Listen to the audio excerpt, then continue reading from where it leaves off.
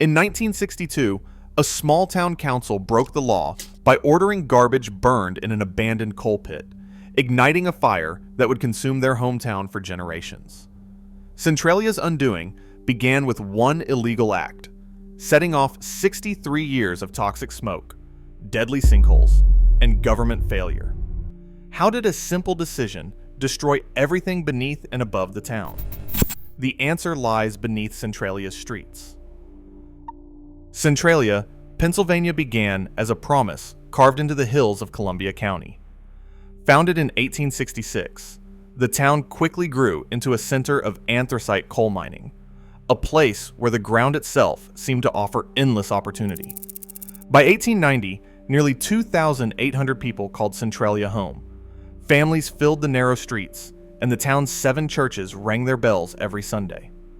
5 hotels welcomed travelers and miners alike, while 2 theaters brought light and laughter after long shifts underground. 27 saloons lined the main roads, standing shoulder to shoulder with general stores, butcher shops, and bakeries.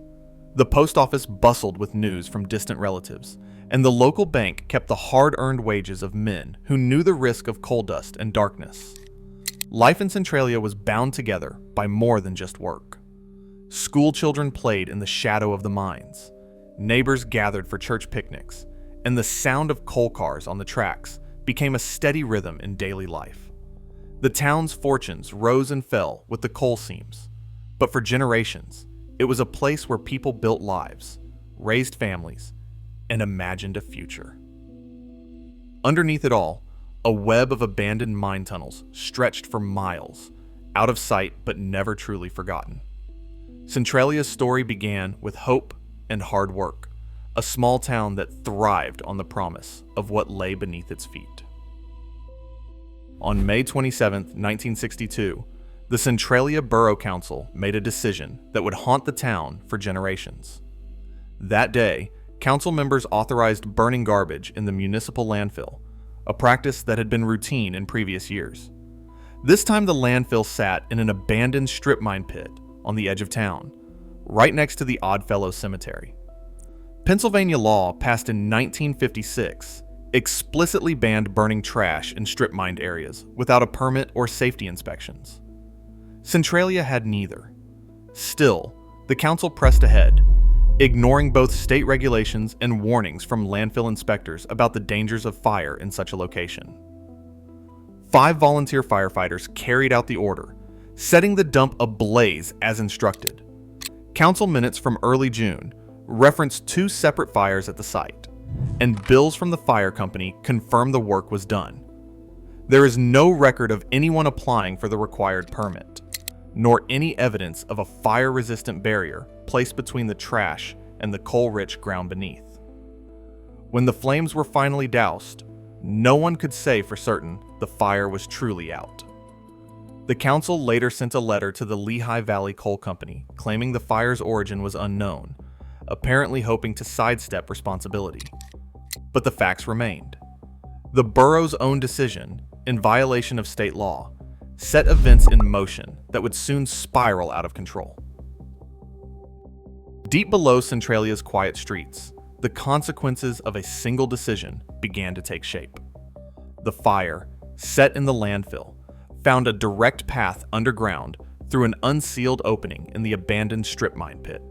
Instead of smoldering out, flames slipped into the maze of old coal tunnels, reaching the Buck Mountain seam, a thick band of anthracite that ran beneath the entire town. Decades of bootleg mining and pillar robbing had hollowed out the earth, leaving behind a fragile web of unsupported chambers and collapsed voids. These gaps acted as hidden highways, carrying heat and smoke in every direction. Residents soon noticed the first signs that something was wrong. Sharp, sulfurous odors drifted into homes, and wisps of smoke curled from cracks in the ground.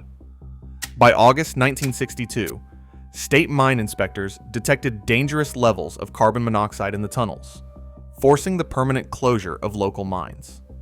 Trees began to wither, their roots scorched by invisible heat rising from below. Sidewalks and roads buckled as the ground shifted, the asphalt warping above temperatures that soared past 900 degrees Fahrenheit. The once solid earth had become unstable, and the threat was no longer just beneath the surface. Centralia's people watched as their town began to change. Each new warning was a reminder that the disaster was spreading out of sight and out of control.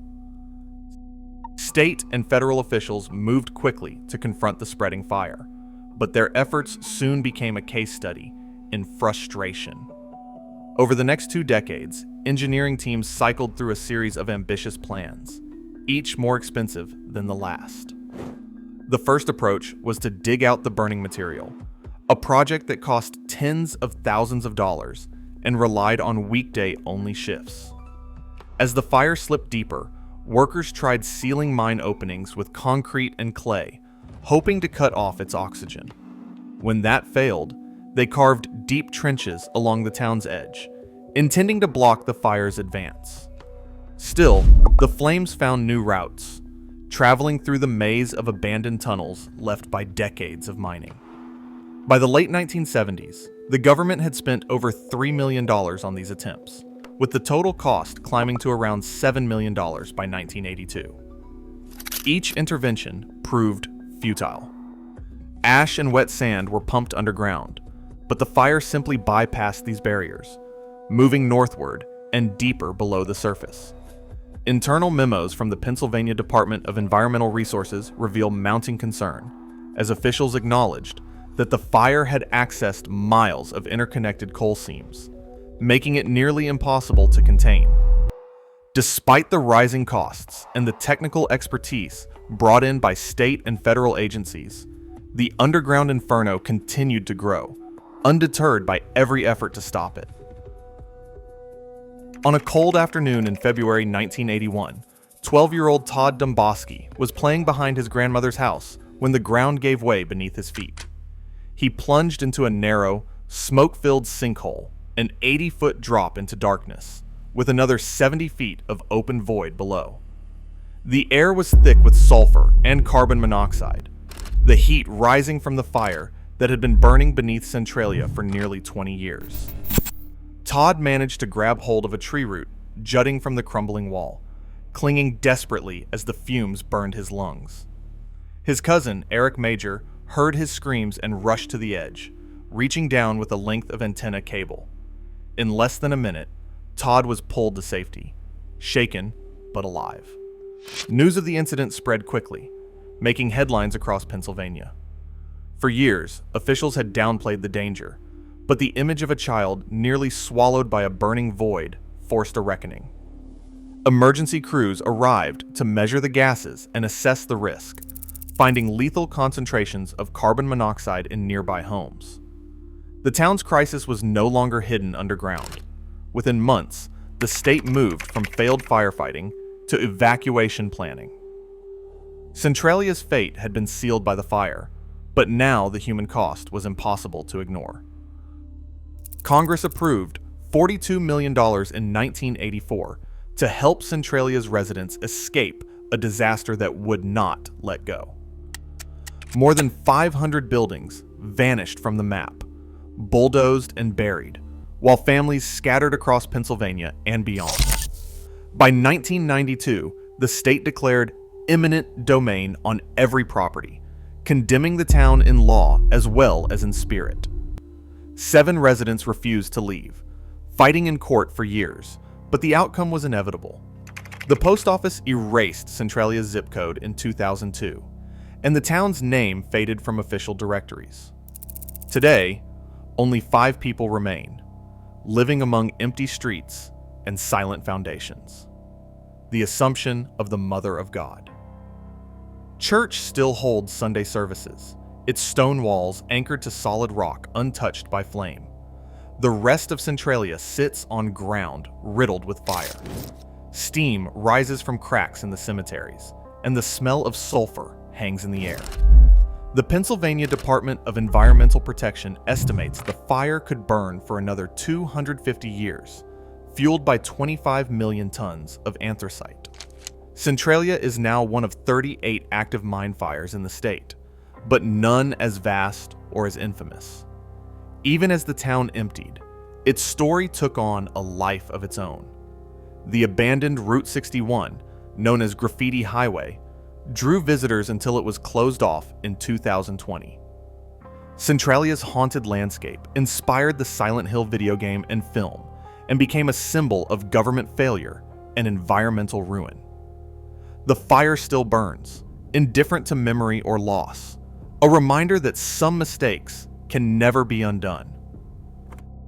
Centralia's fire will burn for centuries, fed by 25 million tons of coal. It is an irreversible reminder of one illegal decision. Today, 37 other mine fires still smolder beneath Pennsylvania. When oversight fails, the consequences outlast generations.